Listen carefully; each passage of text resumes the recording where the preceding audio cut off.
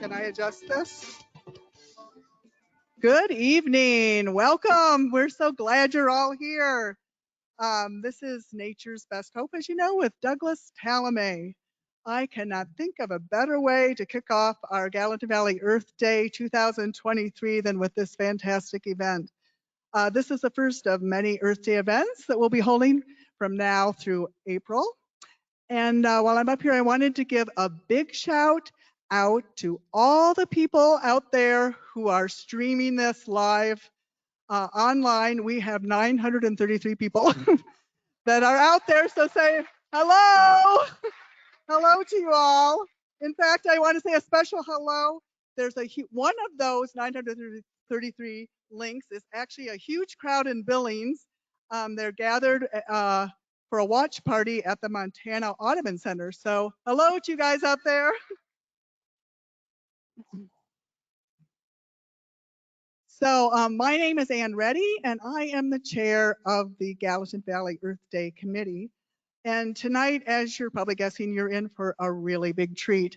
I first heard Doug Tallamy give his talk over 10 years ago, and I am not exaggerating when I say that it was actually life-changing for me.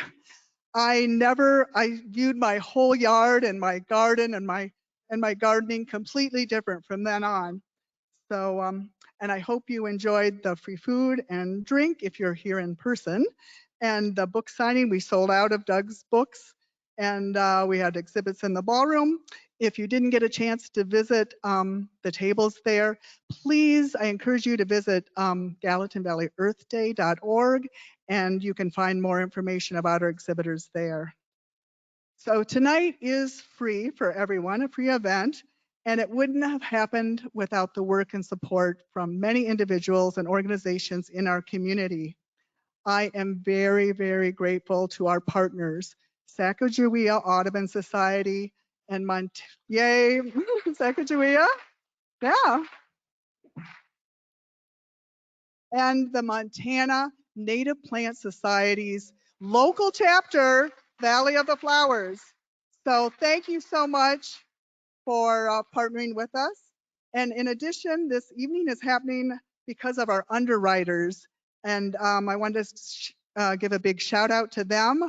Our premier sponsors are Gallatin Invasive Species Alliance, Great Bear Native Plants Nursery in Hamilton, Montana, Wild Birds Unlimited in Bozeman and in Billings. And we have a benefactor sponsor of Kenyon Noble.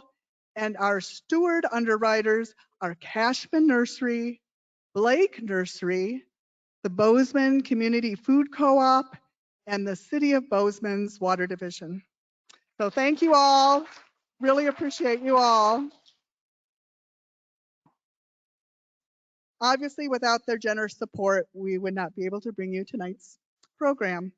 Also, a big thanks to the Emerson Center for the Arts and Culture and our fantastic tech crew, which is Lorene Reed, Dakota Stordahl, and Bill Costigan of Poindexter's. Yay. Thank you.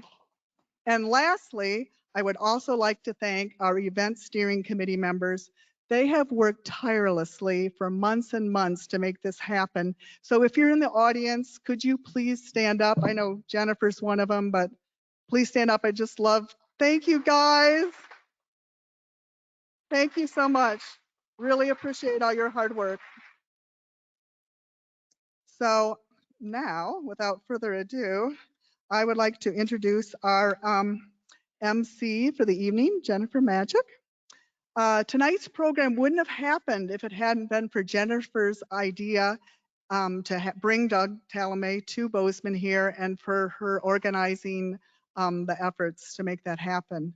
So Jen is a Bozeman City Commissioner, and she has been advocating for the use of native and drought-tolerant plants on city land. She also works with environmental organizations on land use issues as a community planning consultant. Jen is a longtime Bozeman resident, and she loves to garden and spend time outdoors. And Jen and her partner, John Catton, they've replaced their lawn with native trees, shrubs, and plants. And they are now working on their front yard to do the same, I hear. So please join me in a warm round of applause to welcome our MC for the evening, Jennifer Magic.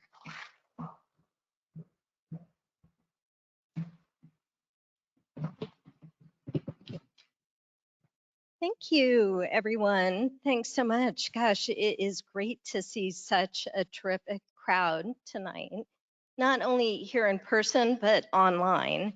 Thank you for taking this topic seriously and for being here. I'd like to call out our committee members. First, Ann Reddy is just incredible. I am so glad that she is in charge of our Gallatin Valley Earth Day events. Without her, this really would not have happened tonight. I didn't do that much. So, Ann, you're being very generous. So big shout out to Ann.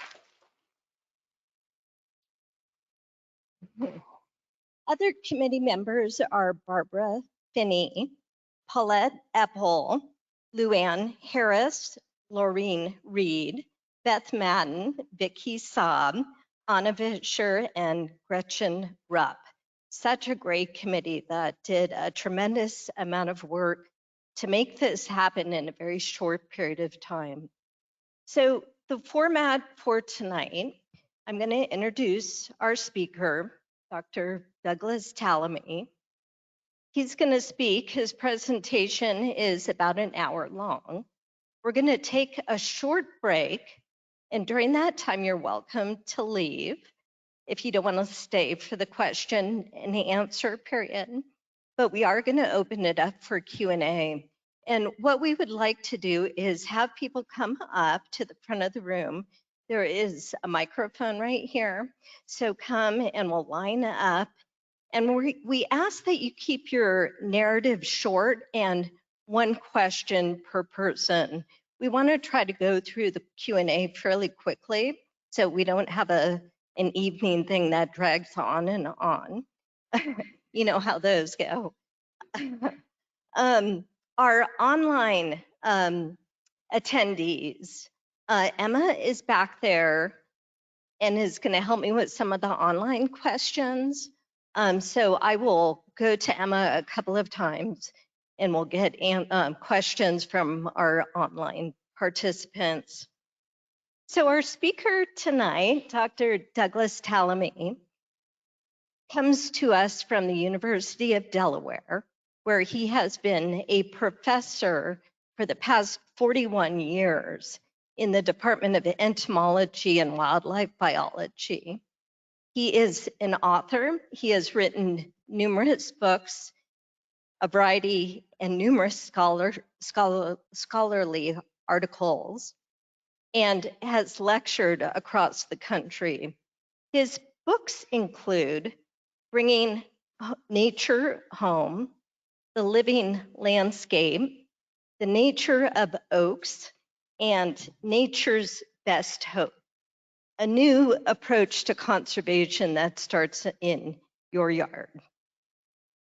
If you happen to read the December 14th issue of the New York Times just last month, you may have seen a headline that stated, "They fought the lawn and the lawn lost."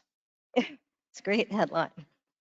It's about a Maryland couple who were told by their homeowners association that they needed to replace their native plants with, can you guess what? Sod, turf, lawn. They filed suit and fortunately won. But Dr. Tallamy is quoted in that article, and he states, this idea that humans and nature cannot coexist is destroying the entire planet, which in turn is destroying humans. The only way forward is to coexist. Dr. Tallamy's program tonight is indeed a message of hope, nature's best hope. And in our community, we're facing so much growth and rapid change, pressure, and we could all use a little hope right now. So please join me in welcoming Dr. Douglas Tallamy to Bozeman.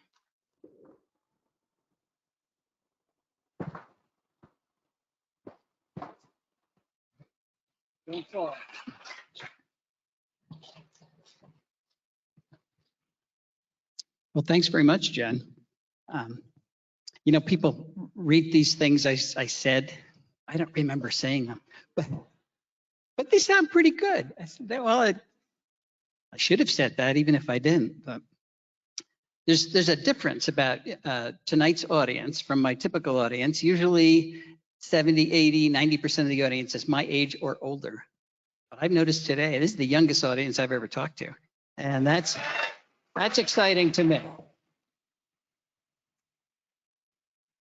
Right, we do. I don't want to drag on and on and on. So we're going to get started.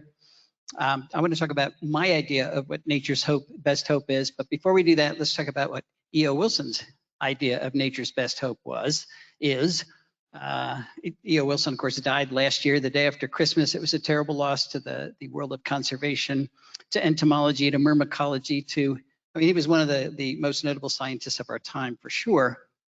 But one of the things that was consistent throughout his very long career was his love of life on Earth and his efforts to save it, not just because he loved it, but because he knew it was essential to our own survivorship. So in 2016, he wrote this book, Half Earth, Our Planet's Fight for Life, and he had one simple message. If we're going to save life anywhere on planet Earth, we have to save nature. We have to save functioning ecosystems on at least half of planet Earth. And he spent most of the book talking about the science that supports that statement. And then he ended the book. He didn't spend a lot of time telling us how we were going to save nature on half of planet Earth. Of course, to a conservation biologist, sounds like a great idea. We'll just put half the Earth aside and everything will be great. Problem is, half of terrestrial Earth is already in some form of agriculture, and we've got 8 billion people and all of our detritus and roadways and airports and everything else in the other half, and we don't have a third half to put aside for nature. So how can we actually do this? That's what I want to talk about tonight. I do think we can realize E.O.'s dream, but we need a new approach to conservation to do it. Before we talk about that, though, let's talk about what happened in the East in 2019. We had a very large oak mast. Members of the red oak group got together and decided to make their acorns at the same time. And this is what it looked like in a lot of places. Well, I'm easily entertained. So I took one of those acorns and I just stared at it and I was rewarded. An insect started to chew its way out of the acorn. First it chewed a little hole for its head, then it forced its head through there, then it forced its entire body through that little hole. It was a tight squeeze.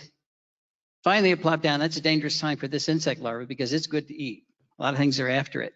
So it wiggles and squirms beneath the soil surface in about 30 seconds, disappears, and once it's underground, it stretches in all directions and forms a chamber. And within that chamber converts itself to a pupa. And then surprisingly stays underground in that chamber as a pupa for 2 years. After 2 years comes out as an acorn weevil. That's what an acorn weevil looks like. A lot of people think weevils have big noses because it looks like they do. Here's my little pointer. But that's actually an extension of the head capsule, and their mouth parts are way down here at the end of that extension. They take those mouth parts and chew a hole into the center of the acorn, turn around and lay an egg in it, and that is how the larva gets into the acorn. Why do they spend 2 years underground? Why don't they come out the very next year? Well, it takes red oak acorns 18 months to complete their development. So if they came out the very next year, there wouldn't be enough acorns for them. Of course, once they leave the acorn, it leaves a hole, kind of like a true vacuum. And you know that nature abhors a vacuum. In this case, she's filled it with 3 species of temnothorax ants, tiny little ants where the entire colony lives in the holes made by acorn weevils after they've left the acorn. And if scouts find a new hole in a new acorn, they get all excited because their old acorn's falling apart. So they tell everybody it's time to move. They grab the larvae, they grab the eggs, they move the entire colony into the new acorn. It takes about 30 minutes. Then they post a guard right there, make sure nobody else comes in. And that's where they live for the next 2 years until this acorn falls apart.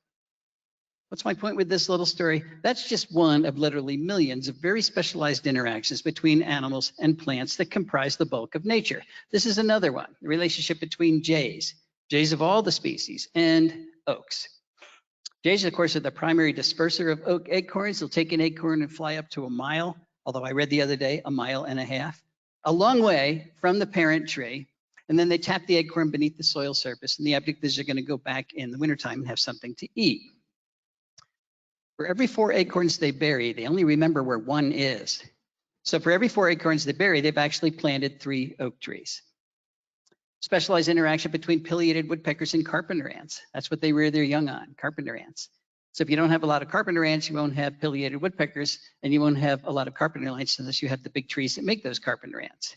You won't have this bee, Andrena facilii, unless you have Facilia. That is the only plant, the only pollen that that bee can rear its young on.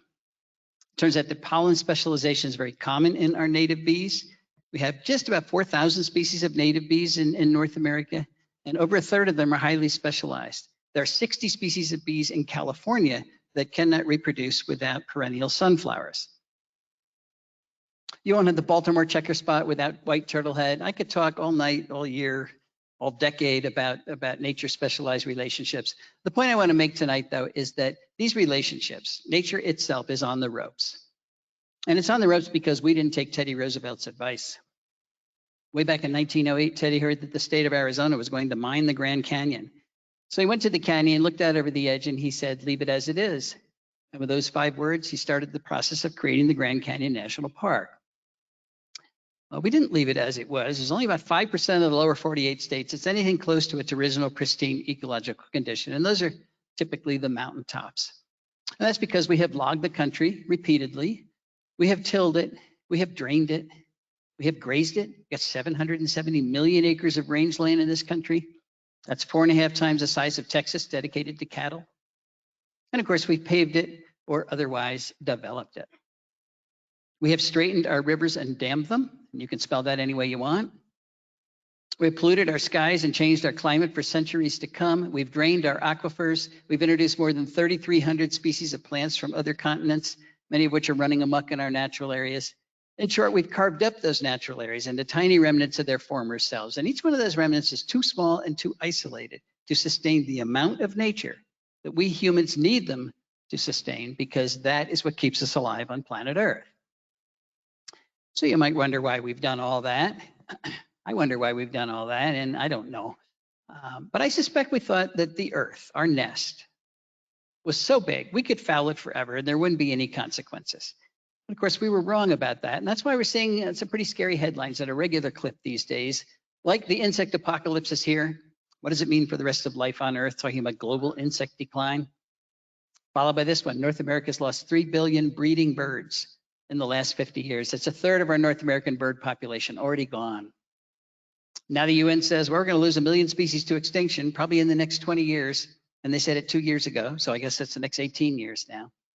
Makes a nice headline, but it is not an option, folks.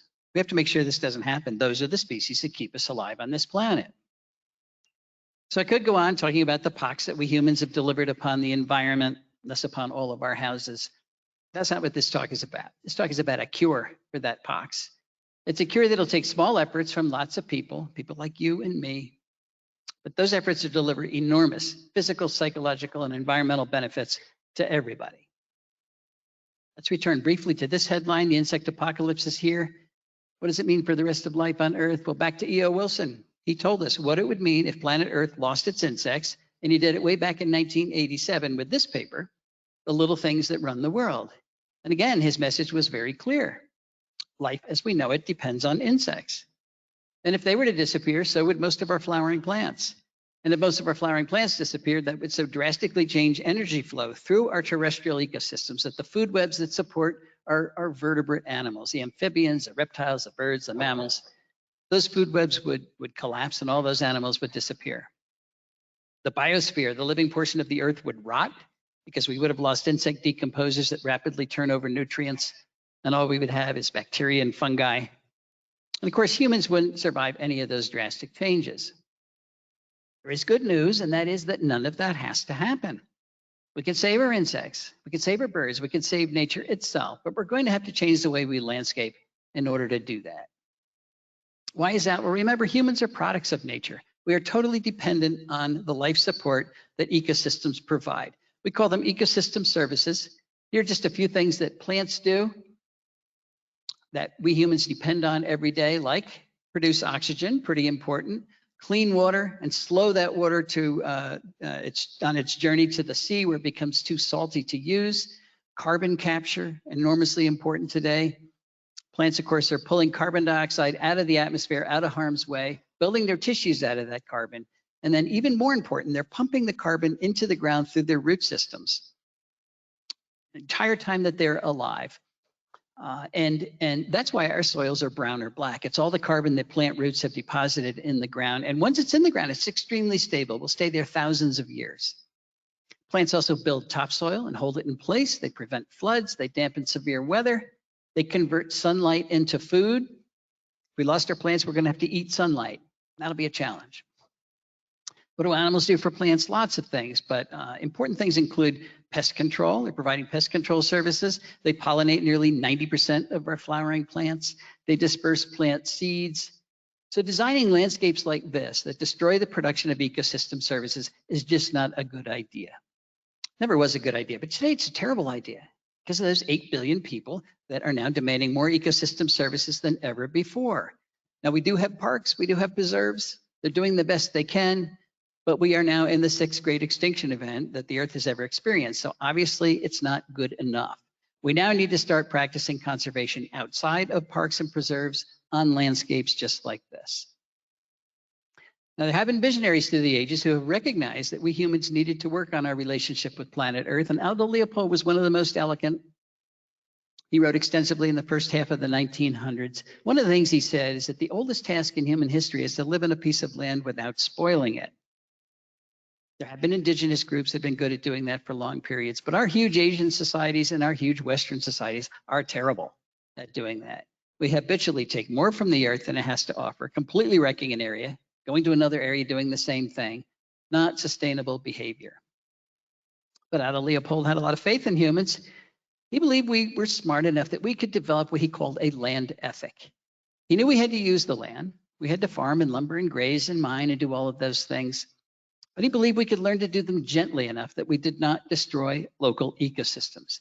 That's what he called the land ethic, and he wrote about it in the Sand County Almanac.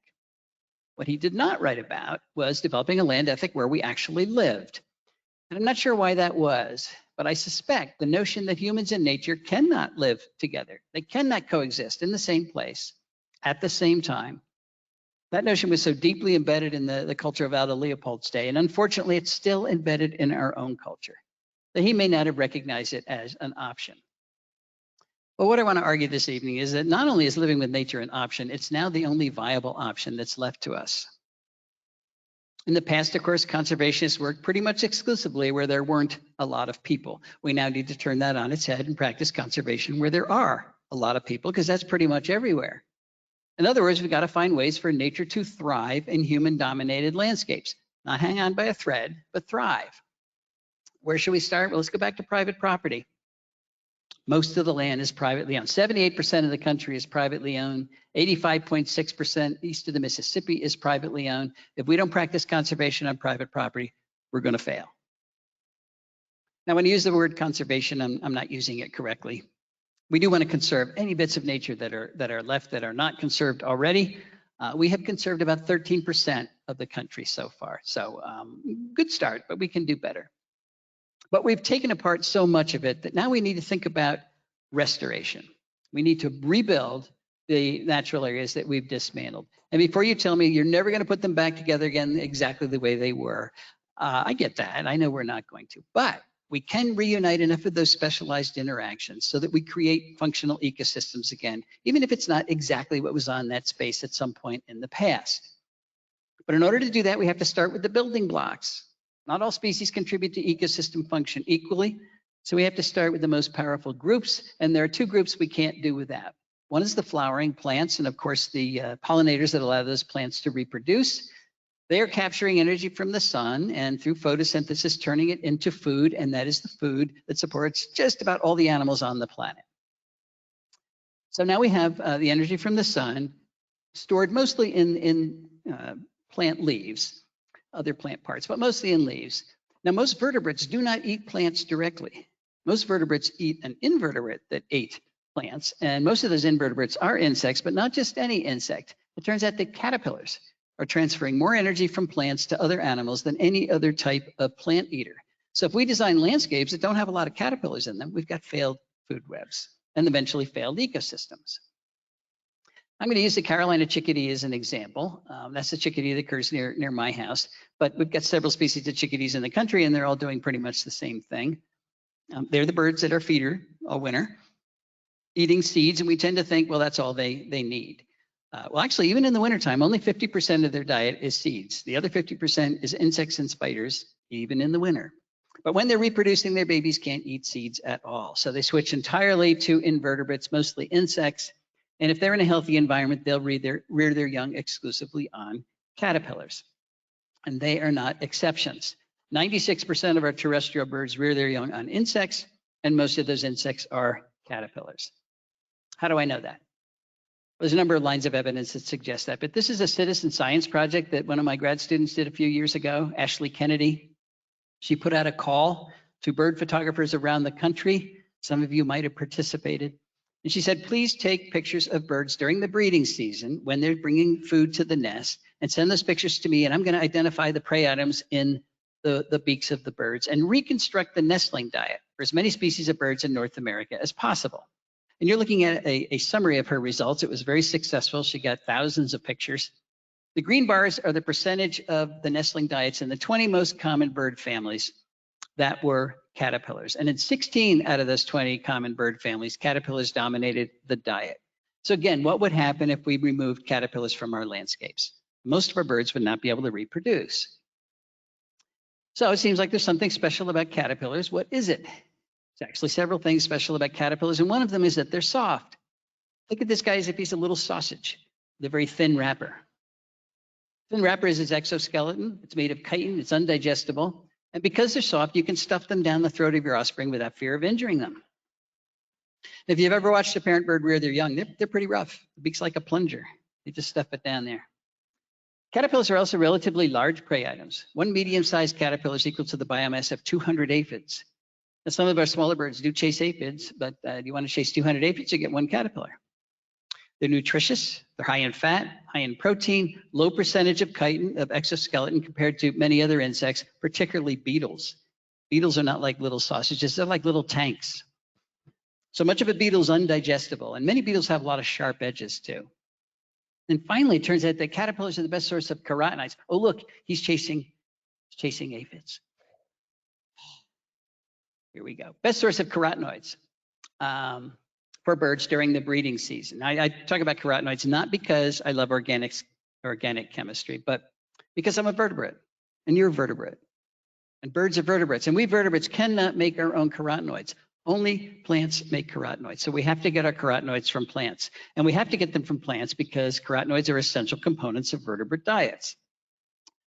Where are the birds getting their carotenoids from during the breeding season? From all those things they're bringing back to the nest. But look, carotenoid content of bird prey is not equally distributed. These first two bars over here are types of caterpillars. They have far more carotenoids than other types of bird prey. Here are the adult caterpillars here, the moths and butterflies themselves. They have far fewer carotenoids because they're not eating the green leaves. That's where the carotenoids are. And here's the earthworm way over here. So the early bird gets the worm, but he doesn't get any carotenoids when he gets the worm. So that study and several others are suggesting that caterpillars are not optional parts for most birds' diets. They are essential parts for most birds' diets. So let's just say most birds need caterpillars. The next question is, how many do they need? Is one or two enough? Or one or two a day enough? Well, that's a good question. So let's go back to chickadees. There are a lot of data on Carolina chickadee. How many caterpillars does it take to make a nest of Carolina chickadees? One or two is not enough.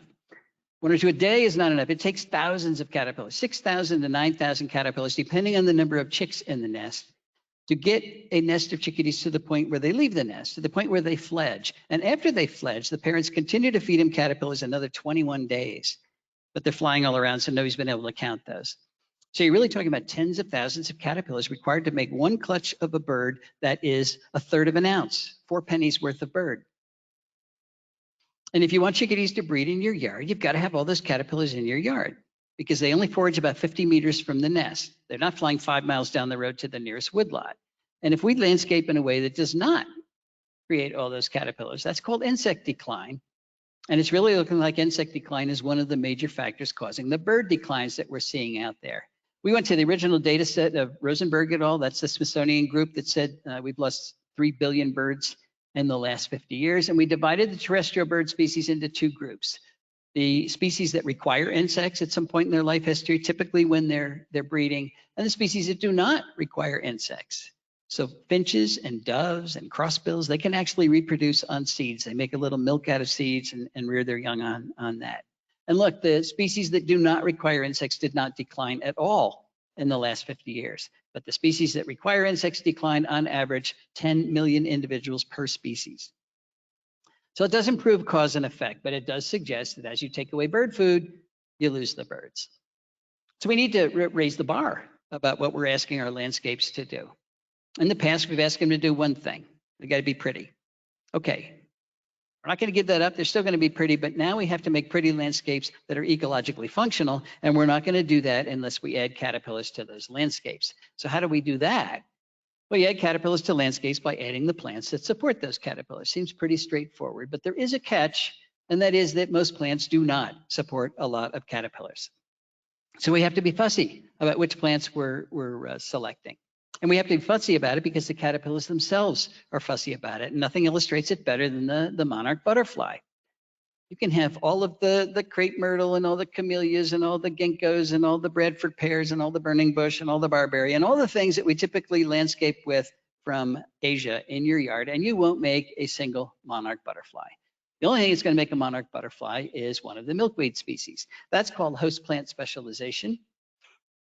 And it turns out that most of the insects that eat plants are host plant specialists. They can only develop on particular lineages of plants. Why is that? Well, plants don't want to be eaten. They want to capture the energy from the sun and turn it into their own growth and reproduction. So they've loaded their tissues with nasty tasting chemicals, secondary metabolic compounds that make those tissues either bitter or downright toxic. And it's a really effective defense that keeps most of the insects of the world from eating most of the plants of the world. Now, if this were summertime, I'd tell you to go outside and eat a plant after the talk and see if you liked it. You're not gonna like it. That's why it's green in the summertime. It's not because there's no insects out there that want to eat those plants. It's because most of the insects that are out there cannot eat most of the plants. There's a reason that we can't get our kids to eat their vegetables. They inherently know that they're toxic. But we do know that insects eat plants, so how do they do that? How do they get around those chemical defenses? Well, this is where the specialization comes in. 90% of the insects that eat plants are what we call host plant specialists. They can only eat the plants for which they have the adaptations to circumvent, to get around those chemical defenses. They have specialized enzymes that store and excrete and detoxify those compounds, behavioral adaptations and life history adaptations that minimize the insect's exposure to those compounds. But it takes a long period of evolutionary history for all those adaptations to fall into place. And once they do, the insect's locked into eating them. So if you take the milkweeds out of your yard and replace them with hostas, the monarch is not going to start to develop on your hostas. It's locked into eating milkweeds. It has 2 choices at that point: fly away and find milkweeds someplace else, or starve to death. So it turns out there's 3 types of plants out there. There's plants that contribute energy to local food webs. There's plants that do not contribute energy to local food webs. And there's plants that actively detract energy from local food webs. Oaks are the best contributors that we have in 84% of the counties in which they occur. And I am aware that they do not occur here. So we'll talk about that. But around the country, they are the big hitters. Ginkgos, perfect. Ginkgo biloba from Asia. It's a perfect example of an ornamental plant that is not contributing. It's not invasive, it's not moving around, but nothing eats a ginkgo, so it's not adding anything to the local food web. And Bradford Pear is a wonderful example of a invasive plant, an ornamental sold all over, particularly in the east, highly invasive. That's what it looks like when it escapes. Not only is it not contributing energy to a local food web, but it's pushing out the plants that do. So it's detracting energy. So all I'm saying here is that plant choice matters. If we're going to rebuild the food webs that run the ecosystems that we're trying to restore, we have to choose the right plants or it's not going to work. And I'm going to give you 3 examples of how well it does work when we do choose the right plants, starting with my house, I should say our house, in Oxford, Pennsylvania. This is where my wife Cindy and I moved in the year 2000 to a farm that was broken up into 10-acre lots. It was a very old farm, been farmed for almost 300 years. Soil was exhausted. The last thing they did was mow it for hay. So our goal was to put it back together again. And that was our goal before we actually knew how to put it back together again. But one of the things I wanted to do was I like caterpillars. So I wanted to bring caterpillars to the property. And I knew I had to put in the plants that they use. And the first thing I tried was the Canadian owlet. I'd never seen a Canadian owlet. And people say, why'd you choose a Canadian owlet? Because I went through Dave Wagner's Caterpillars of Eastern North America, and I said, that's a pretty one. That's what the adult looks like, just like a leaf. But you're not gonna have Canadian owlets unless you have meadow rue. And we didn't have any meadow rue. There used to be meadow rue there hundreds of years ago, but long gone with all the agriculture. So I got some meadow rue seeds someplace, planted them, grew very nicely, but this was early on, and I actually had very little faith the Canadian owlets would be able to find my little patch of meadow rue. So I didn't even go out and check it for at least 2 months after I planted it. But then I was walking by for another reason. I looked over, it was covered with Canadian owlets. They had found it right away. I'm still surprised about that. So now I have a good population of meadow rue and Canadian owlets. We've added 2 species to the property that weren't there before. The restoration has begun. Same story with the goldenrod stowaway, that beautiful moth. Actually has nothing to do with goldenrod. It's a specialist on this plant, Biden's aristosa, ditch daisy. We didn't have any Biden's aristosa, but I did know where there was a population in a power line cut about 14 miles away. So I got some seeds, planted them in home, grew very nicely. As a matter of fact, this year they took over my front yard. So I left them. But it took a year for the goldenrod stowaway to find my patch of Biden's. But they did, and now we have a good population of both of those organisms. So now we've added 4 species to the property. Wanted to see if I get the Hackberry Emperor on our property, not because it's the most beautiful butterfly in the world, but because it belongs there. It's one of the species that should be there. And as its name suggests, it's a specialist on hackberry, on Celtis. And we didn't have any hackberry. Same story. Planted hackberry, planted about 4 trees, had to wait 4 years for the butterflies to find my hackberry, but they finally did. And now we have a good population of both of those. So we've added 6 species. And that's how it went. I did not plant goldenrod, came in on its own. And along with it came many of the things that depend on goldenrod, like the beautiful brown-hooded owlet, the Arcigera flower moth, the goldenrod leaf miner, the distinct Sparaginothus, the goldenrod gall moth. Now, this is one that has not come, the goldenrod flower moth. I don't know why it hasn't come, but it's still part of the fun. That's what the caterpillars look like. It's anticipation, like waiting for the ketchup to come out of the bottle. Every year I go out and I check my goldenrod. One of these years I'm going to find it, and that'll be a great year. I planted Virginia creeper. Yes, Virginia creeper. I hear people don't like Virginia creeper.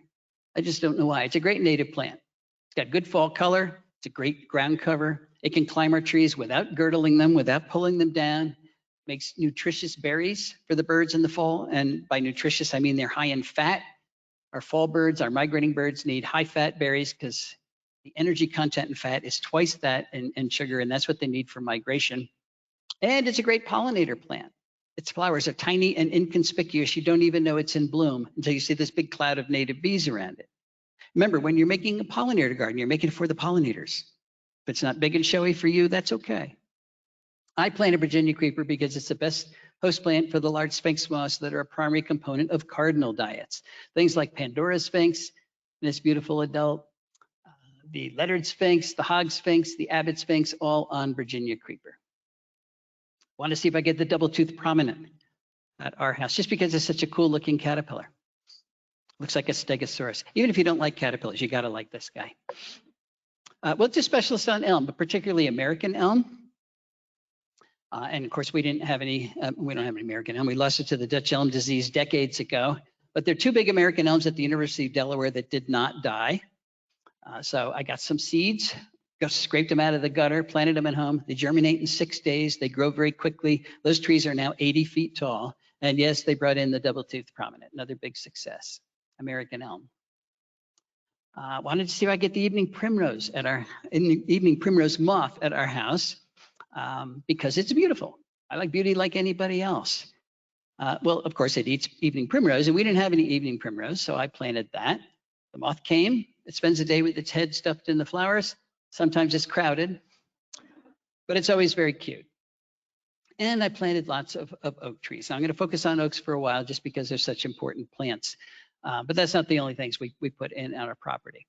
This is the Bedford Oak in Bedford, New York, Martha Stewart land. People argue about whether this tree is 400 years old or 500 years old. It's enormous. And I hear people say, I'm not going to plant an oak because I won't live long enough to enjoy it. And if you can only enjoy your oak when it's 400 years old, that's right, you won't. But if you can enjoy what your oak is contributing to your local food web, and that's one of the goals, remember, you can enjoy it right away. And I can say that with confidence because I planted most of my oaks as acorns, which means they were free, or 2-foot bare root whips, which means they cost $1.50 each. And immediately they started to bring in the moths that made the caterpillars that run the food web at my house. Things like the solitary oak leaf miner, Juvenil's dusky wing, the yellow-shouldered moth, Suzuki's promolactus, the red-washed caterpillar, the yellow-vested moth, the orange-tufted oneida, the spiny oak caterpillar, the 2-spotted oak punky, the variable oak leaf caterpillar, the red-humped oakworm, the pink-striped oakworm, the hesitant dagger moth, the lesser oak dagger moth, the greater oak dagger moth, the streaked dagger moth, the afflicted dagger moth, the crown bucolatrix, the orange-patched smoky wing, the white-blotched heterocampa, the oblique heterocampa, the red-lined panapoda, the laugher, and literally hundreds more species of caterpillars. I want to clap for oaks too. It's true. I'm sorry you guys don't have any oaks, but yeah, hundreds more species have come to the oaks that I put on our property. And look, they come right away. This is a pin oak that has just popped its head above the leaves. And here's a caterpillar standing on the ground eating the leaves of that plant. You don't have to wait decades or hundreds of years for your oak to start to contribute. It's what our yard looks like today. Actually, that's just before the Biden's Aristosa took over my front yard. We put a lot of the plants back. And this is the general point here. Where any biome you're in, you put the plants back, things return.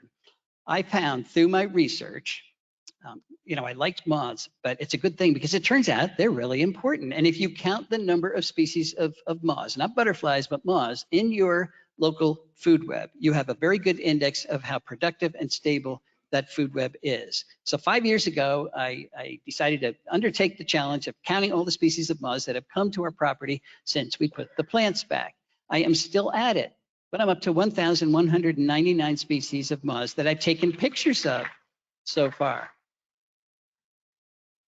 Conservation works. Now, we've got 10 acres. Pennsylvania is 2.4 million acres. So in 1/240,000th of the land mass, we've got 44% of all the moths that occur in the entire state because we put the plants back. And because so many of these moths are types of bird food, we have recorded 60 species of birds that have bred on our property. Not flew by, but bred. Why am I telling you this? Well, this is another headline you see all the time. World Wildlife Fund says that 2/3 of Earth's wildlife have disappeared since 1970. But I'm thinking, not at our house. I'm convinced we have increased biodiversity by more than 2/3, and it didn't take that long, and it wasn't that hard. We just put the plants back. What would happen if everybody put the plants back? We could turn very horrible headlines like this around. But I know what you're thinking. We've got 10 acres. A lot of people have less land than that, particularly in suburban and urban areas. Will it work on smaller properties? Very good question. So let's go to Margie and Dan Terpstra's house in Kirkwood, Missouri, where they have 0.6 acres, 18 times less land than Cindy and I have. They're in the middle of a development. All their neighbors have the big lawns. And when they moved into their property, it was loaded with bush honeysuckle, Amur honeysuckle, another serious invasive around the country. So the first thing they did was get rid of the bush honeysuckle.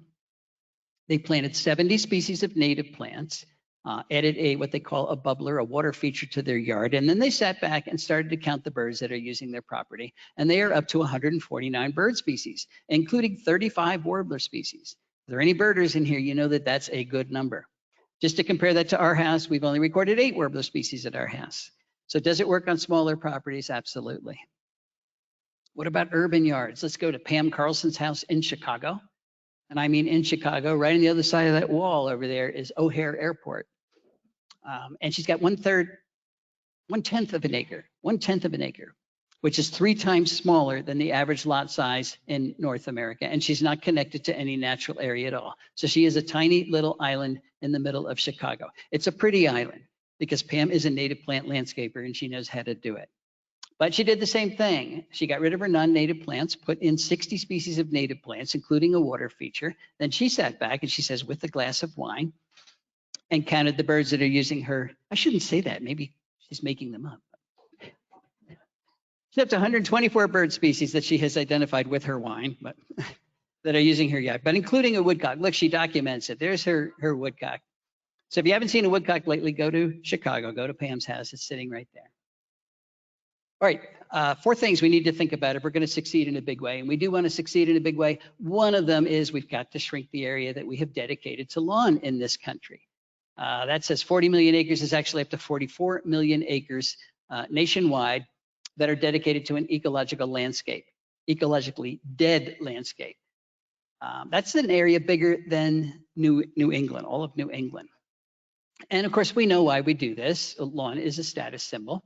And we also had to display our Halloween decorations. But what if we cut the area of lawn in half? Notice I'm not saying get rid of lawn. I'm saying cut the area of lawn in half. What if we took areas like this and turned them into this? I got this picture from Dan Gotman. I've never met Dan Gotman, but he sent me this picture and said, look, I had this giant lawn and I'm putting in native plants just like you say. So Dan's doing it. Well, let's make the math simple. Let's say we've got 40 million acres. That would give us 20 million acres that we could restore. We could make ecologically functional. In other words, we could create a new national park right at home. So I'm calling it Homegrown National Park, and it'll be big. It'll be bigger than the Adirondacks, plus Yellowstone, plus Yosemite, plus Grand Tetons, Canyonlands, Mount Rainier, North Cascades, plus Badlands National Park, Olympic National Park, Sequoia National Park, the Grand Canyon, plus Denali, which is huge, plus the Great Smoky Mountains. Add up all those parks, still less than 20 million acres. So Homegrown National Park is going to be the biggest park in the country. What do we get when we put a park at home? What do you get when you put some part of nature right where you live? You get the opportunity to develop a personal relationship with Mother Nature, right? You know, your own time, your own pace. All you have to do is go outside, or maybe even just look out your window. You can avoid crowds. You know, if you go to a real national park, 375 million people did that last year, so it can be crowded. It's free. There's no admission fee. No travel hassles. You get to experience the natural world alone, which I think is essential to developing that personal relationship, not mediated by somebody else. And I think it's particularly important for our poor kids. Richard Liu says they're suffering from nature deficit disorder. So we're trying. We have 30 kids. We put them on a bus with a teacher and they travel for an hour and they go to a natural area and they walk around for an hour and the teacher tells them not to touch anything. And they get back on the bus and they go home. And that's their experience with the natural world, which I'm sure is better than nothing. But it's really been an experience with 30 other kids and a teacher telling them not to touch anything. If they have some part of nature right where they live, all they have to do is go outside and get to know it, become friends with it, alone, no parental supervision. They will come home again. When we hover over our kids, we are sending the message that this is dangerous stuff, this is scary, this is something you should fear, and that is not the message we want to send about taking care of nature. Our kids are the future stewards of the planet. If they're afraid of it, they don't know what stewarding is. If they don't love stewarding, they're going to be lousy stewards. We can't afford any more lousy stewardship. Maybe they will learn to hunt lizards. I'm learning this from my own granddaughter, Zoe, who lives in Hawaii on a very modest patch of nature. It's a little piece of lawn with a hedge, but there are anole lizards there. And when she learned that, she sent me this picture to describe how you hunt lizards. You get on the ground and you cover yourself with leaves and sticks so the lizards can't see you coming. Then you crawl very slowly towards the lizard. No smiling, this is serious business. You can wear your best dress, that's okay. But you sneak up on the lizard, you catch the lizard, you put it in an aquarium, you learn how to take care of the lizard. You learn how to become a good steward. You fall in love with that part of nature. Now, I don't think Zoe's going to be crawling on the ground in her best dress, catching lizards the rest of her life. I don't think. She sent me this picture not too long ago, so who knows? But I guarantee she's going to remember her experiences with lizards in Hawaii the rest of her life, and I guarantee she's going to be a good steward of the planet because of that. If you want your kids to do more than catch lizards, get Nancy Stranisti's Nature Play at Home. Dozens of examples of how to expose kids to the outdoors right where they live. And if you want to join Homegrown National Park, you can do it now. You go to our website, homegrownnationalpark.org, and you register your property on the map. It's free, doesn't cost anything. The object is to register where you live and the amount of area of your property that you are being a good steward of, or you're going to be. It's kind of like a pledge. So maybe you are going to cut the area of lawn in half. Maybe you're going to put some valuable plants in your yard. So that'll all be recorded, and then your little space in your county is going to light up. And of course, the goal is to get the entire country to light up, to get this message that everybody is an important component of the future of conservation. We want that message to go viral. What are we asking? We really do want you to reduce the area in lawn. Lawn's contributing nothing. And you should do that by planting more natives, removing invasives. Most people do have invasive plants on their property and they don't even know it. If you're protecting any natural areas that you own, that's great. You want to keep doing that. Homegrown National Park's ecological products, of course, will be a significant increase in biodiversity, and what's happened on our property demonstrates that it does happen. Also, a measurable reduction in invasive species. We're getting rid of those. What I didn't tell you is that our 10 acres was 100% invasive species before we started, so we got rid of those. A significant drawdown of atmospheric CO2. The very worst way to sequester carbon is with lawn. So if you replace it with any other plant, it's going to sequester more carbon. And then what we're doing is transforming the areas outside of our protected parks. From right now, they're no man's land. We're transferring them into viable habitats. There's a sociological product too, though. We're creating national awareness, not just of what the problem is, but what the solutions are. We want to change the culture. We want people to recognize that nature's not optional. It's not something we can do without, and everybody has a responsibility to sustaining it. We're going to convert hope into action. This is something everybody can do right where they live, and it's not very hard. Doesn't rely on governmental support. We're not a government agency. What we want people to do is to take care of their own properties. It has nothing to do with the government. And it also is going to merge national conservation efforts, things like Audubon and National Wildlife Federation and Wild Ones, a whole bunch of organizations out there into one aspirational visual. Everybody gets on the map and we can see how well we're doing on private property. We need to measure that as well. So we're going to shrink the lawn. We're going to join Homegrown National Park. What plants should we put in the area that was once lawn? I'm going to argue that some of them have to be what I'm calling keystone plants. Remember what a keystone is. It's a stone in the middle of the Roman arch. If you take that stone out of the arch collapses. Well, if you take keystone plants out of your local food web, the food web collapses because they are making most of the food. Just 14% of our native plants are making 90% of the caterpillar food that drives those food webs. So think of the keystone plants in the ecological house that you're building as the 2x4s that are going to hold up that house. They're the foundation. They're the support. You can't build an ecological house out of wallpaper, and that's what we've been trying to do in the past. So the question is no longer simply, are natives ecologically better than non-natives? On average, they certainly are. But there are a lot of native species that aren't contributing all that much either. So the real question is, do we want to favor the biggest contributors, the most powerful plants that are supporting the most bees and the most caterpillars, or not? So what is the top keystone plant in Montana? In many of the northern states, actually, it's not oaks anymore. It's willows, believe it or not. They're supporting 314 species of caterpillars and bozeman. They're also excellent plants for pollinators, those early pollinators, because they bloom so early. Oh, we didn't get that figure in there. It's 698 species of caterpillars nationwide. On willows. So it's a very important plant, not as good as oaks, but pretty good. So how do you find out exactly what the best plants are where you live? You go to Native Plant Finder on National Wildlife Federation website and put in your zip code, and the ranked list of the best woody and herbaceous plants in your county will pop up. So here are the best woody plants. You've got willows, you've got populus, you've got prunus, betula, ulmus.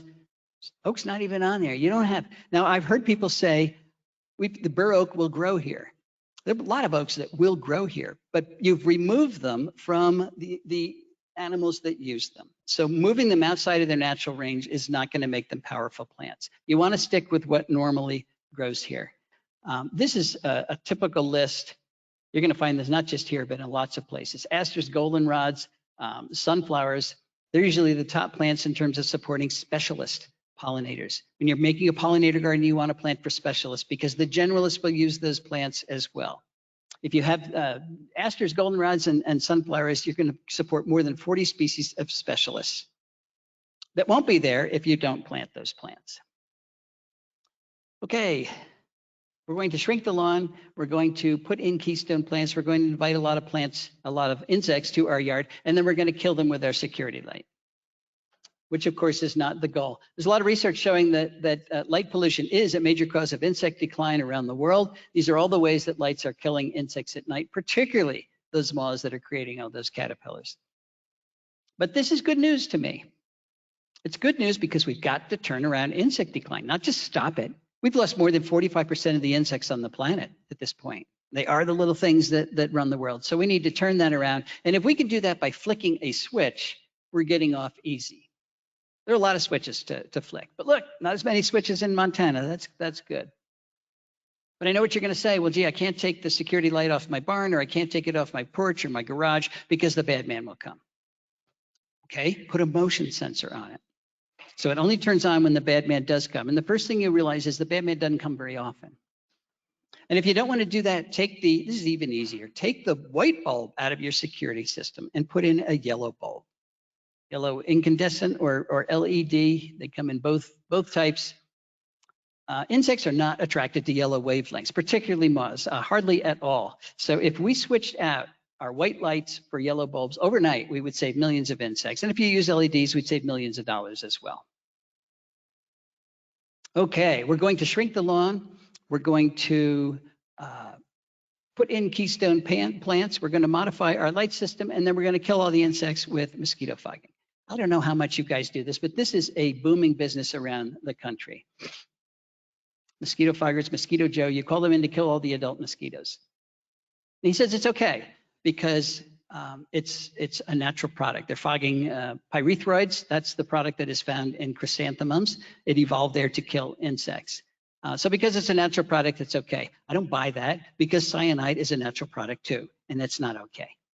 He also says it only kills mosquitoes. And boy, I wish he was right about that. In fact, it kills all the insects that it comes in contact with, including monarchs. Big monarch killed 2 years ago, hundreds of dead monarchs on the ground when they flew through mosquito fogging. The interesting thing, the ironic thing is it does not control mosquitoes. You don't control mosquitoes in the adult stage. It's too hard. You have to kill 90% of the adults to get good control. Mosquito Joe kills between 10 and 50%, so it's not even close to actually being functional. If you really want to control mosquitoes, you control them in the larval stage, and biocontrol is a wonderful way to do it. Using mosquito dunks. Get a bucket, fill it full of water, put in a handful of straw or hay, put it out in the sun, let it ferment for a couple of days, and you're building up the populations of algae and diatoms, and that's what mosquito larvae eat. So this becomes an irresistible brew to female mosquitoes that want to lay their eggs. They will lay their eggs in your bucket, then you go to the hardware store and you buy a sheet of mosquito dunks. $9, $12. Put in a mosquito dunk. It's Bacillus thuringiensis. It's a natural bacterium that only kills aquatic diptera, and the only aquatic diptera in your bucket is mosquito larvae. So it's extremely targeted. If a dragonfly gets in there, it's not going to hurt it a bit. If your dog drinks it, it's not going to hurt it. You might put a coarse screen over so the local ground squirrel doesn't commit suicide, but it's cheap, and if everybody did it, it really would address the mosquito problem in something that's a functional way. But you know, if you have bad mosquito night, get a fan, plug it in, you create a directed stream. Yeah, the mosquitoes will not fly into it. It's a way to enjoy your yard without killing anything. Okay, the fourth thing we need to do is to landscape in a way that allows those important caterpillars to complete their development. What do I mean by that? Well, I live in Chester County, Pennsylvania, where oaks support 511 species of caterpillars. A few of them, like the polyphemus moth, complete their development on the tree. The caterpillars eat the leaves, they spin a cocoon and hang from one of the branches, they emerge as an adult, and they do it all over again. Everything happens on the tree. And I wish that was true for all of the things that use oaks or any of the trees, but it's not. Most of the species, at least 94% of them, finish growing as caterpillars on the tree, and then they drop from the tree, wiggle their way underneath the ground, and pupate underground, or they spin a cocoon in the leaf litter that's under the tree. And that's the problem. There is no leaf litter under the tree. We don't tolerate it. It's messy. And we mow and compact the areas under our trees so that they're rock hard. So it's very tough for those caterpillars to get underground, which means we've created an ecological trap. If we do put in those powerful plants and the caterpillars come, they drop down, they will die. I'm convinced that this type of landscaping is another major cause of insect declines around the country. And of course, the cement landscape is not the answer either. This is what most people do. You have a tree in a yard. I've got a new grad student this year who's starting to measure how well caterpillars do in a situation like this, but I guarantee they're going to do better in a situation like this, where you have a layered landscape. You've got a tree, and then you've got layers, maybe a dogwood and native azaleas and ferns and ground cover and leaf litter under there. It's soft landing. Caterpillars fall down. They can easily get underground. Nobody's going to step on them. Nobody's going to mow them. Nobody's going to compact the soil. Survivorship will be much higher. This is a great place to do your fancy gardening, your spring ephemeral gardening. What you're doing is you're putting beds around your trees. It's a perfect way to reduce the area of lawn. Just put big beds on your tree. The bigger, the better. They're all safe sites for those caterpillars. Use native ground covers, wild ginger. This is native pachysandra, Virginia creeper, all kinds of native ground covers. Golden seal. Find ones that are appropriate for where you live. What is that? Mayapple, boneflower, ferns. All of these are safe sites. If you can see the ground, you don't have enough plants. Green mulch is the way to go. Another former grad student, Desiree Narango, did some wonderful work with chickadees in the suburbs of Washington, D.C., and her results suggest that there is room for compromise in our choice of plants. She had one simple question. How well do suburban yards support chickadee populations when they're dominated by native plants versus when they're dominated by non-native ornamentals? And the first thing she found is when they're dominated by non-native ornamentals, they produce 75% fewer caterpillars. So right away, you reduce the chickadee food availability by 75%. They were 60% less likely to have breeding chickadees at all. All the landscapes had chickadee boxes up in there, but the birds would come and look around and say, there's not enough food here. We're not even going to try to breed. If they did try to breed, they laid 1.5 fewer eggs. Those clutches were 29% less likely to survive at all. If they did survive, they produced 1.2 fewer fledglings, and it took them 1.5 days longer to do that. And if you put all that into a population growth model as a function of the percentage of non-native woody plant biomass in your yard, from none to 100%, this is what you get. We looked at woody plant biomass because that's where chickadees forage, on woody plants. That's replacement rate. That dotted line is the rate at which the population has to make babies to replace the adults that die every year. If you breed at that rate, you have a sustainable population. It's not growing, but it's not shrinking either. If you make more babies than adults die, anything above that line, you have a growing population. But if you make fewer babies, then you have an unsustainable shrinking population. And that's what happens when you have a high percentage of non-native woody plant biomass in your yard. So right here is where those lines intersect, and it suggests that liberally interpreting this, you can have up to 30% of the woody plants in your yard non-native without destroying your local food web. Now, we can't tolerate any invasive plants because they're ecological tumors. They just escape and castrate our local ecosystems.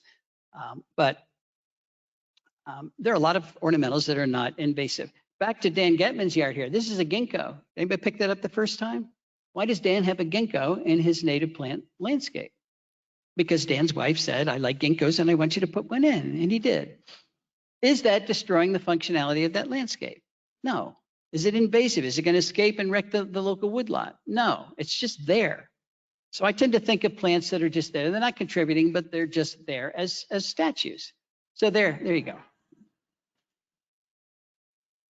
If everything Dan had was a statue, it wouldn't work very well, but we can tolerate it. It's not the presence of non-native plants that destroys food webs. It's the absence of those powerful contributors, the native plants that are doing most of the work, that destroys our food webs. So if we get more of those into our landscapes, there is room for compromise. Can we use native plants formally? Of course we can. This is a Lynn O'Shaughnessy design. You don't get more formal than that. Taken by a drone 400 feet up. Every plant in that landscape is a native plant. So formality is a function of the design. It's not a function of the plants in the design. Our native plants are used in formal designs in Europe every day. And I guess that's okay because they're non-native plants over there. Can we get a pollinator garden into a landscape like this without offending anybody? Of course we can. Put a fence around it. It formalizes it. It tells your neighbor this is not just a bunch of weeds you forgot to mow. It's meeting the needs of several species of bees. It's not very big. It could be bigger, but if everybody did it, it would help a lot. Help what? Help those pollinators. Why do we need pollinators? It's not because they pollinate 1/3 of our crops. That figure is actually about 1/12 of our crops. But I hear people say, well, I don't live next to a farm, so I don't need any pollinators. It's because they pollinate 80% of all plants and 90% of all flowering plants. We need pollinators everywhere we need plants, which is everywhere. How about this? Dan Gotman design, Drew Latham design. Much bigger. Imagine the amount of life that is supported by that planting versus the amount of life that's here. Seems like a no-brainer. Can municipalities help us live with nature? Of course they can. Many of them are doing it. Minnesota's got a cost-sharing program, several years old now, that's very popular. The state is helping homeowners reduce or replace their lawn with appropriate Minnesota prairie plants. It's very popular. Pennsylvania has a similar program now. It's not nearly as old, but it's again popular. There are islands. There's an island off of Florida that is encouraging homeowners to allow burrowing owls to burrow in the front yard. Burrowing owls are listed species. Actually, they're paying homeowners to allow burrowing owls to burrow in the front yards. It's the way the Endangered Species Act should have been written, in my view, using carrots rather than sticks. If you have an endangered species on your property, we're going to pay you to be a good steward of it, rather than fine you if you use your property. Everybody would want an endangered species. Put a bounty on these plants. That's what St. Louis, Missouri did with Callery Pear, Fayetteville, Arkansas. South Carolina's banned them altogether. North Carolina's got a bounty on them. You take out a Callery Pear, you get a free tree replacement. Water utilities giving people $100 coupons to plant water efficient native plants. And of course, the big lawn reduction programs in California where they don't have one drop of water to waste on lawn. That's going up now. It's $3 per square foot rebate for every square foot of lawn you replace with appropriate xeric plantings. And if you want more information on all of those programs, memorize that. Okay, I think we've made 3 missteps in the early years of conservation, and the first one's a big one. We've come to think of nature as if it's optional. We like it, we like to visit it, we like to take pictures of it, but it's not essential. Which means when push comes to shove, when resources are in short supply, nature takes a back seat. I went to the Cincinnati Zoo before the virus broke out, and there's this wall-sized poster there, which to me epitomizes our society's view of conservation. We want to save nature, we want to save wildlife so that future generations can enjoy it. That was Teddy Roosevelt's argument for creating the national park system. They're wonderful places, we want to preserve them so that future generations can enjoy it. And I get that, nature's enormously entertaining, but it's much more than that. We want to save nature so that we have future generations. A little bit more urgent. We've also assumed that humans and nature cannot coexist. We talked about this, but if we restrict conservation just to the places where we don't have a lot of humans, we're going to fail because there's not enough of those places. They're too small and too isolated. David Quammen has a great analogy between a Persian rug and an ecosystem. That is a functional Persian rug. That is not 71 Persian rugs. That's 71 rug fragments, none of which are acting like a Persian rug, and that's what we've done to our ecosystems. The UN designates biosphere reserves as places of ecological significance, and I don't like that language because it suggests there are places on planet Earth with no ecological significance. Not so. Every square inch of the planet has ecological significance, including our yards, including our corporate landscapes, including our roadsides, even including much of our agriculture. So we need to put the plants back, folks. We need to glue our rugs back together again, not just to make biological corridors that allow plants and animals to move back and forth between viable habitats, but to recreate viable habitats where we've destroyed them by putting the plants back. This is starting to happen. And when it continues, it'll be the first time in modern history that humans actually have coexisted with the natural world. Our third misstep is to leave Earth stewardship to a few specialists, few ecologists, few conservation biologists. For some reason, we didn't see it as an inherent responsibility of every human being on the planet, but I don't know why, because every human being on the planet depends entirely on the quality of Earth's ecosystems. So why wouldn't everybody have the responsibility? Everybody have the responsibility of being a good steward of those ecosystems, of taking care of them. Stan Rushworth, a Cherokee elder, once said, the Western settler mindset was, I have rights. The mindset of indigenous people is, I have obligations. You're not born with those mindsets, you're taught them. We've been very good at teaching this one. We've been terrible at teaching our kids and our peers that we all have obligations to good Earth stewardship. That doesn't mean you have to save biodiversity for a living, but you can save it where you live. And if you do, it empowers you. You know, more and more of us are getting it. The Earth has some serious problems now. And it really is easy to think that there's nothing I can do. I'm powerless. What can one person do? Well, one person can shrink the lawn. One person can put in keystone plants. One person can put in a pollinator garden. One person can remove the invasives from their property. We didn't even talk about that very much. One person can modify their light system. One person can fire Mosquito Joe. There's a whole bunch of things that one person can do to totally revitalize the little ecosystem on their property. And then that will enhance the greater local ecosystem around them rather than continuing to degrade it. And it also shrinks the problem down to something that's manageable for each one of us. Don't think about the entire planet's problems. You get depressed. Just worry about the piece of the planet that you can influence. If you own property, it's obvious. That's where you start. If you don't own property, help somebody who does. Help a land conservancy, help a park or preserve. They're all underfunded, they're all understaffed. They will love you as a volunteer. So as a property owner or a volunteer, each one of us has the responsibility, and we certainly have the power to change dead landscapes like this. Whether or not we decide to do so is going to determine nature's fate and then ultimately our own fate. I think I've convinced my grandkids that you are nature's best hope. I hope I've convinced you as well. Thank you very much.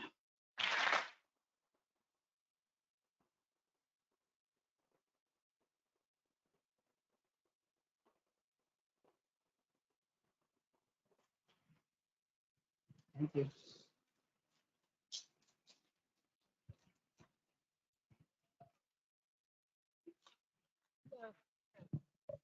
Thanks so much, Doug. That was terrific. Okay, so we're going to do questions, and I am hearing the microphone. I think it's or the speaker. What we're going to do, we have a microphone on this side of the room and that side of the room. And if those who would like to ask questions, everyone right now can just stand up to take a little bit of a break. For our online viewers, if you look at your screen, there is a part on the right that says questions. You can write your question in there, and then Emma will relay those questions to us. So what we're going to do, it's 8:18, 8:20. Hopefully we're going to have people lined up and we'll start taking those questions. What time is it now? 8:18. So 2 minutes. Yeah.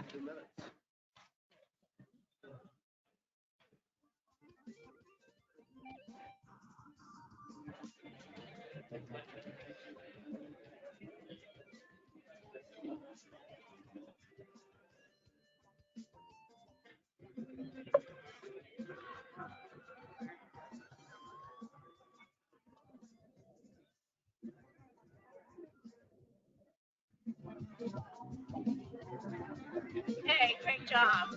Very inspirational. Thank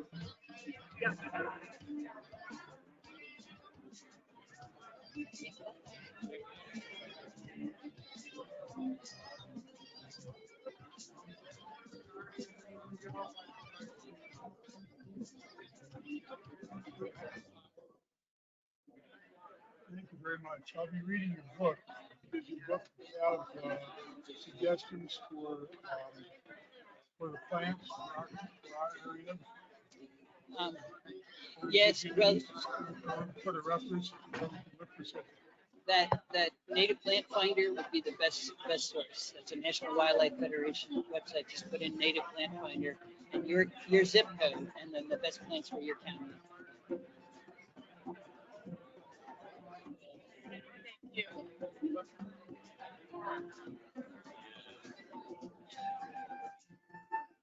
You can ask a question.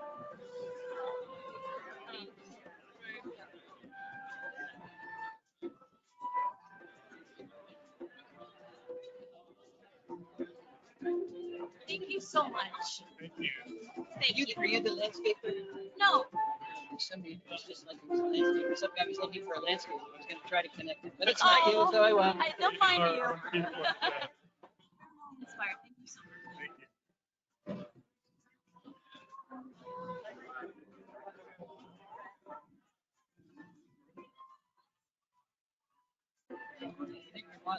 Yeah, that's right.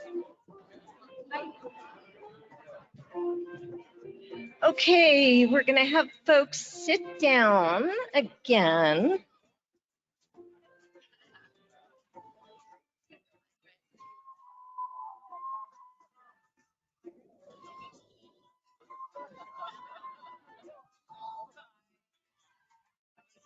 Hey, Long time no see. Oh, I'm still here. I have my second knee done and it looks like I'm never going to quite recover.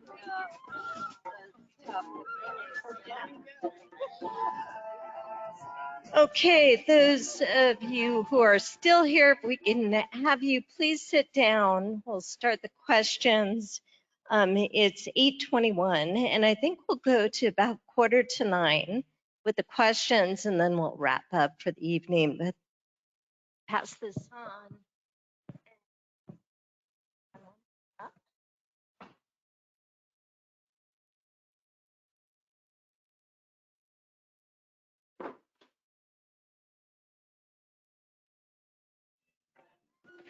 Line question?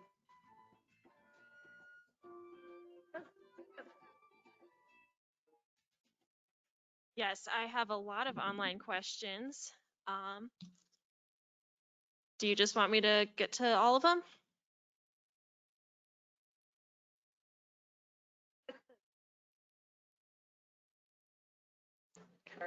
I'll stick with one.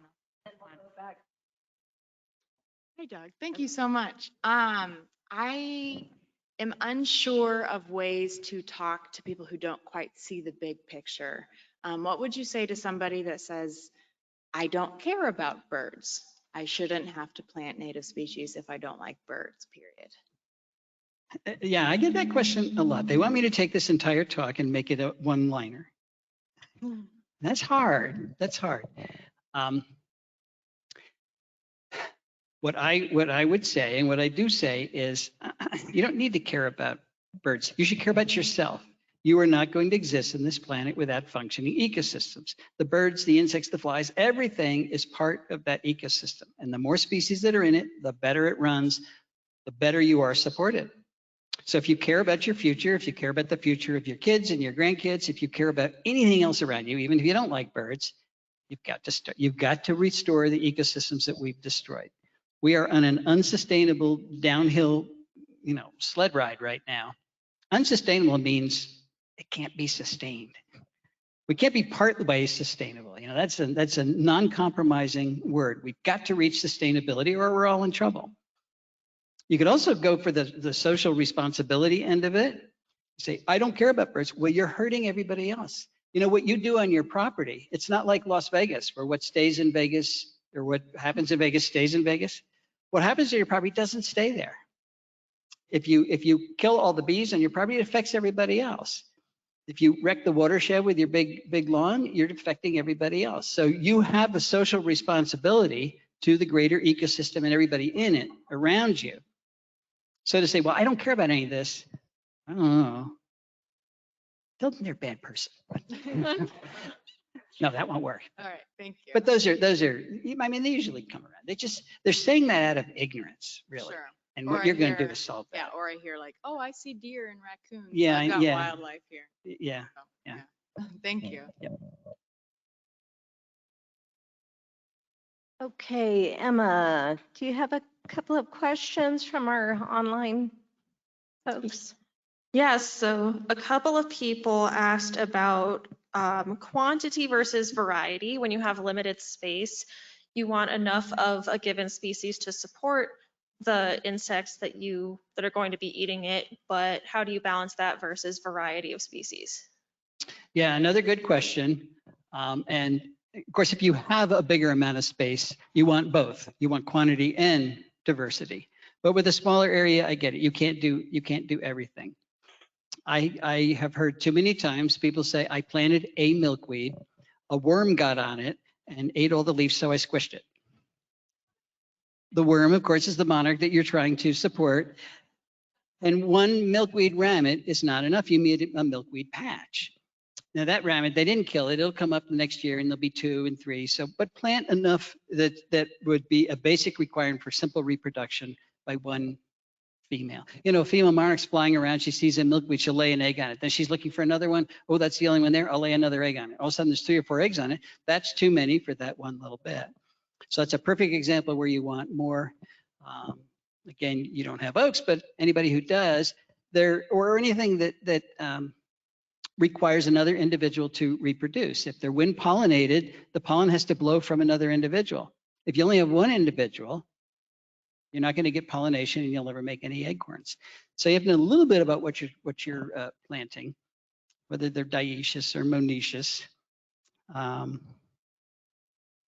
So if you have a small property, I would plant more of fewer things and be happy with it. Remember, you are part of a matrix. I hope you're not the only one in your neighborhood doing this, because they can help you diversify. They can get some of the things that you don't have, particularly if you've got more shade and they've got more sun. This is a great way to work together with your neighborhood association so that you can divvy up the ecological responsibilities. It doesn't all happen on just a few square feet. Okay. Thank you so much for this. My daughter gave me your book a couple of years ago, and I love it. And I really enjoyed hearing you in person. You're just a great dynamic speaker. And I love your answer for the previous person who said, when someone says, I don't care about birds, what can I do? To me, it feels a little bit like some of the frustration of trying to talk about some of the bigger issues with animals and corridors and not having people kind of get it. And sometimes we come at it in such a strong way when we care that somebody kind of goes, well, here she is again. And going with the idea of catching more flies with honey maybe than vinegar sometimes, beyond saying, if you don't care about birds, you know, do you care about you? Yeah. Have you found any particular way, phrase, quickie little elevator speech when somebody starts? Here it comes again. Yeah. Sorry, I do this a lot. So somebody's talking about that or they don't get it, and you find that you're just getting so frustrated, and you go, well, is there a way I can sneak around from the side, you know, and get your attention? I thought of using lawyerese, maybe saying, okay, whereas non-native plants don't support the life around you, whereas native plants do, whereas you need it to live, we need native plants. There's 3, 4 whereases, but I don't know. It's all saying the same thing in different ways. Do you know what I mean? I'm a writer and I keep trying to do that with other issues like wolves or bears or native things. And it's like, people can tell when you're passionate. They know how you feel so often, certainly around here. And it's like, well, maybe just to go back to the simplicity, do you care about you? I mean, but when you say we got to have nature, you've got to have balanced trophic levels. Yes. When you have plants and herbivores and no predators, yeah, that's what we have back east with the white-tailed deer. Right. Actually, we've got it across the country. We've got too many deer everywhere, and it's devastating our forests. There's no recruitment. We've got Lyme disease, we've got everything else, and it's not the deer's fault, but there's nothing controlling their numbers. It also increases the invasibility of a lot of plants because the deer eat the native plants and not the non-native ones. So all of a sudden the competition is switched. So that's why bears and cougars and those other things, wolves, are important in terms of keeping ecosystem balance. Well, maybe I'll just keep working at it. Trying to find a funny way to connect. Well, there is hope. I mean, I've got 3 grandkids who are being taken outside by their kids. And my daughter even said to me, thank you for taking me out when I was a kid, and I want you to do that for my granddaughter. So there's hope for the little kids, Right, and certainly right. around here. But Well, that's the other thing. We're so separated from nature now. No wonder we don't think we need it. Hey, look, we're all happy, we're full, and we don't have any nature. So things, so yeah. Doug Tallamy's full Oh, of it. I'll keep But, working on it, you but I know. really enjoyed your speech. Thank you so Thank you. much. Okay, Emma, another question from online, and then you'll be next. All right, there are a couple questions about how to remove specific invasive species and just where to find guidelines and advice on removing specific types of invasives. Well, you know, these days we've got the Google. It really is a wonderful resource. It wasn't a wonderful resource 10 years ago, but wherever you are in the country, you can put in the plant, say, you know, how do I remove this? And you get a whole series of suggestions. In general, I think controlling woodies, woody invasive plants is easier than controlling the herbaceous ones because you cut them off at the base. Now you can, you know, a lot of people say, I will not use any herbicide. You can do that if you want to cut it off at the base every 2 weeks for the rest of your life. You can eventually exhaust the root system, or you can whack it out. That's pretty good. It's a lot of labor. Or you can cut it off and then paint herbicide on the trunk, which is very little material. I think of it as chemotherapy. It's you know, if you've got tumors in your body, you want to kill them, and yes, it's poisonous, and you don't want to have to do that. But if you don't do it, it's not good. It's the same thing with our invasive plants. Not controlling them, I think, is worse than using a little bit of herbicide. So that's my personal opinion. So for specific species, yeah, you want to, I have to know what species you're talking about, but I try not to spray when I don't have to. I almost never spray because you always hit non-targets. That's why I get my little paintbrush, and I don't do it very much either, but you got to kill the roots. If you don't kill the roots, it's coming back. Thank you, Doug, for being here. I have a native tree that didn't make your short list tonight that I've known from reading your book supports a lot of insect life, but it's a very controversial tree when talking to people about natives, and that's cottonwoods. Could you talk about those? That's controversial. Cottonwood's a keystone plant in the West. In many places, they take over the role of oaks. They support a lot of things. You know, my little list there, it's populous. It's what, third down? And of course, you find it along riparian corridors. So what don't we like about cottonwoods? The fact that they make the white fluff. And yes, that's it. You know, life is full of trade-offs. People don't like oaks because they make acorns and you trip on them. There's always something, but it's a wonderful plant, and you know, they simply drop out far east. You know, there's one in my neighborhood, but they're not common at all. So I wish we had more. It's a very powerful plant. My question may go back to the one previously. We're up here visiting, so I'm not sure if they have it up here, but we have a lot of poison ivy and poison oak. It just overruns all of our garden items. Is that one of those invasives that you need to eliminate, or is that part of normal nature? Okay. The definition of an invasive plant is a non-native plant that's aggressively displacing native plants. So poison ivy and poison oak are both native plants, which means they can't be invasive. They can be aggressive, and you can say, I don't want them. But I'll tell you, when you get poison ivy and poison oak, it's when you try to get rid of it. That's for sure. My yard is filled with poison ivy too. We don't have poison oak, but they, you know, there's some good parts. Let's talk about the good parts. They climb up the trees with all these little hairy things, and they don't girdle the trees. They don't pull them down. They make really nutritious high-fat berries for the birds in the fall. They do support a number of caterpillars. The best defense against poison ivy is to learn what it looks like and not touch it. But I'll tell you what happens when you get it.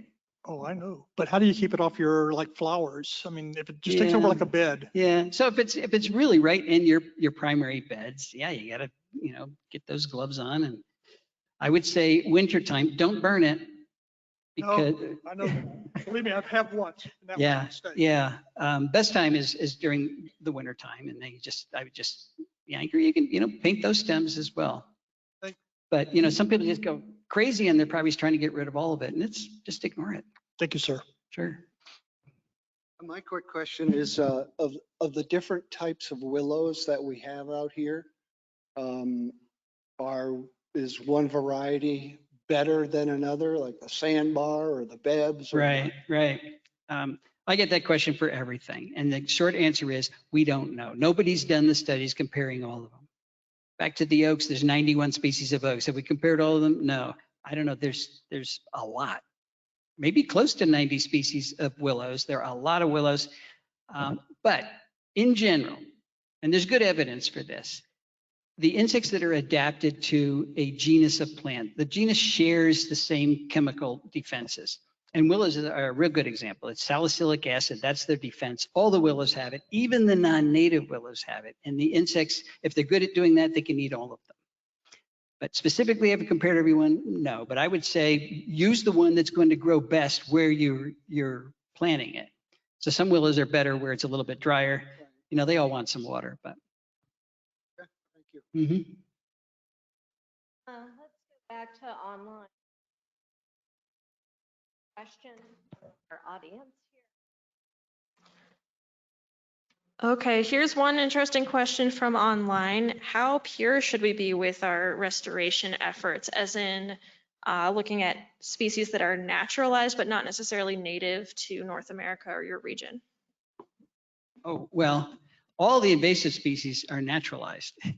The fact that they grow here does not give them the license to be here. And I say that because even after 400 years, and that's the longest data set we have, the insects still can't use them. So the adaptation's not happening. Just being able to grow here and survive does not mean they're fulfilling their ecological role. So back east, we've got Phragmites, the common reed. It's the genotype is from Europe. In Europe, it supports 171 species of insects. Here, it's been here 400 years and it supports 5. So that's how fast the adaptation's happening. It's really not. So naturalized, no. Pure, a lot of people want to do assisted migration these days where they're taking a southern plant and moving it far north. They say, well, climate change, global warming, I'm going to plant for the future. Remember a few weeks ago? -40, we've got climate change, but we've got climate variability. It's increased variability. The jet stream's going like this. I would not move any southern plant up north because they're going to get clobbered by those bomb cyclones and polar vortexes and all the other things that are coming more frequently. The best bet is does it have to be from 100 yards down the street? No, particularly if you're trying to meet the needs of food webs. The insects that eat plants. So if I'm an insect and I eat a beech tree, beech grows from Florida to Canada, and the insect will eat any of those beeches. They don't care where it is. You have to meet the plant's provenance. Where are you going to plant your plant where the genotype matches your conditions? That's what you want to go for. So there's a little wiggle room there, but not thousands of miles of wiggle room. Emma, do you want to ask one more question? Let's see.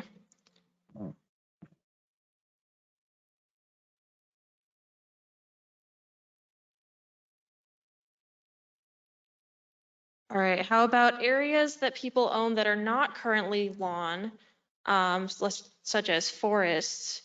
What are the priorities for dealing with those types of environments? Well, then you're talking about forest management most of the time. So if you hire a forester to manage your forest, he's managing it for board feet. How many board feet can you harvest out of that wood lot, that forest? And that's okay. You're getting a product out of it. You don't have to do that though. You can just let it go. What you want to do is have the species that belong there. You want to have a variety of age classes. So you don't want them, if they're all mature ponderosa pine, you need some young ones too. You need a diversity of ages. That's part of the problems with the mountain pine beetle is that we suppressed fire and we let all of our trees become mature at the same time. And that's exactly what the pine beetle likes. So you want a diversity of ages, diversity of species that belong there. But you can, there's sustainable forest management, which is different from clear cutting. You get a good clear cut once. If you sustainably harvest, you can harvest every single year. You take the worst first instead of the best first, and then you can sustainably harvest some every year forever. That's the ideal. Understanding the reluctance to use herbicides, I think of my own lot, and I'm immediately fearful of the explosion of dandelion and Canada thistle, which may or may not be native, but are going to make me very unpopular with my neighbors. And I'm wondering how one copes with that in terms of establishing a native area. And also, is there any role for fertilization in establishing natives? Let's deal with the Canada thistle first.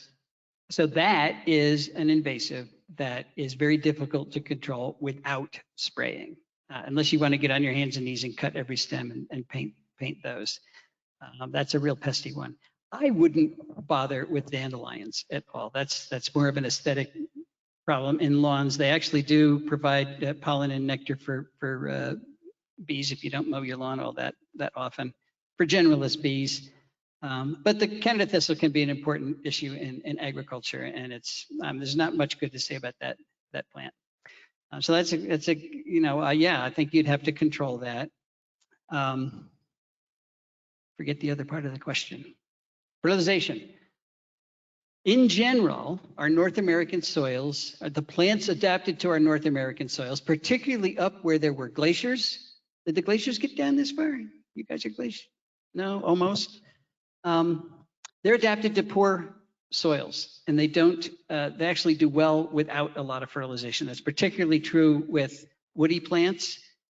So you can kill a lot of your woodies by over fertilizing them. They grow too quickly and their bark splits. So they're adapted to nutritionally poor soils that were left after the glaciers. We tend to supplement and fertilize way more than we need to.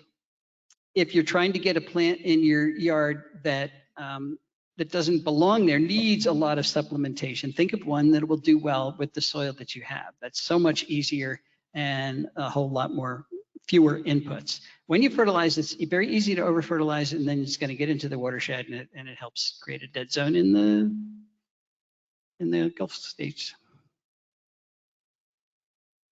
Okay, time for a couple more questions. I saw a couple of you stand up. Thank you. Thanks for coming. We control for apple maggots with sticky traps and pheromones. So is that going to create a conflict when we're trying to encourage other caterpillars? What are you controlling for? Apple maggots, like a apple codling. maggots. Well, apple maggots that's a fly. So no conflict. Those pheromones are extremely species specific. Okay. So there's no apple maggot pheromone that's going to attract any moth. And codling moths then? Same thing. They're species specific. Those are designed to attract. Now there's a little bit of, some related codling type caterpillars will come or moths will come, but no, I wouldn't worry about that. Those are ag pests. Most of them are introduced, and you can use those. Okay, great. Sure. Thanks. Yeah.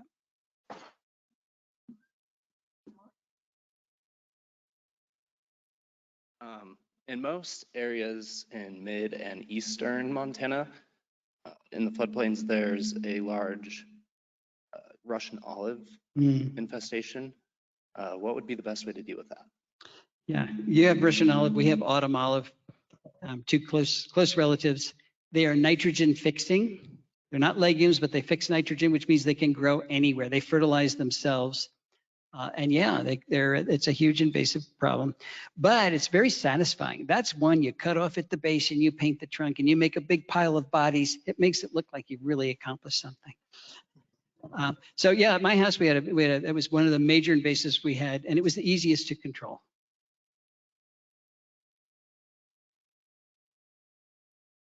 You have a burning question from an online person, or are we good? I can combine a couple questions. In terms of dealing with the things you can't control, most of this is about, the land that you own and the things you can already control.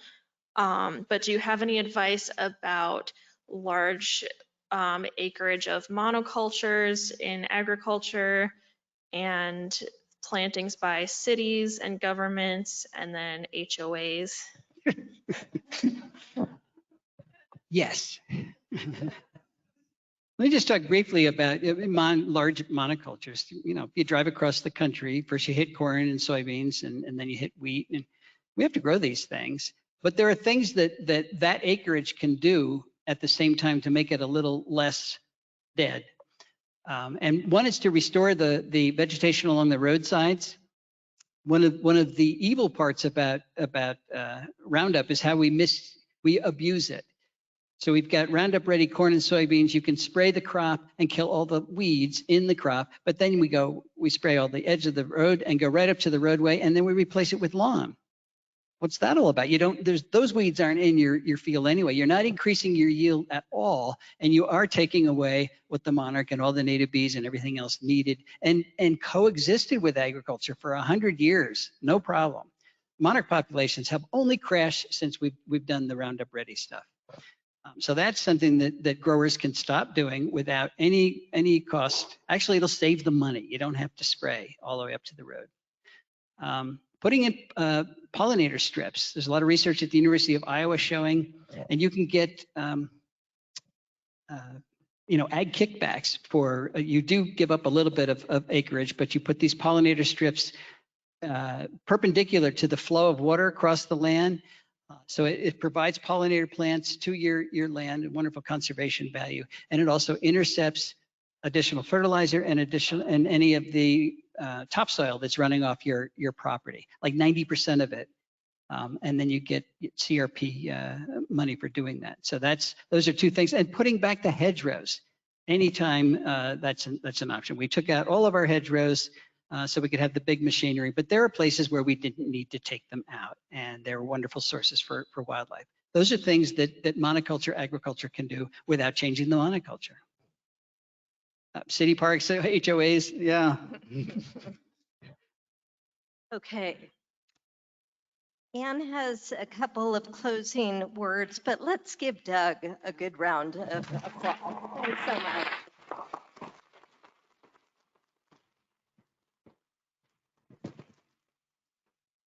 Thank you, Doug, so very, very much. We're just so honored to have you here tonight. I just wanted to let everyone know that tonight's event was recorded, and a recording of it will be up by Tuesday, I'm told, on our website. So if you go to GallatinValleyEarthDay.org, you can see a recording and share that recording with other people. If you live in the Bozeman area, for those people in person here, I just wanted to let you know that there's a partner event, a very, very special talk next Tuesday night about wolves. It's Tuesday, January 10th at 10 p.m. at the Allen Theater in Bozeman here, and it's going to feature Doug Smith. As a lot of you probably know, he is the wolf guy, recently retired, and he helped reintroduce wolves in the Yellowstone National Park. He'll be joined by Pat Byerth, who tried to save park wolf packs as a Montana State Commissioner. So this event is free. They have open seating again. It's Night of the Wolves next Tuesday night at the Allen Theater at 7 p.m. So thank you so much. Good night. Take care. And we'll see you next time.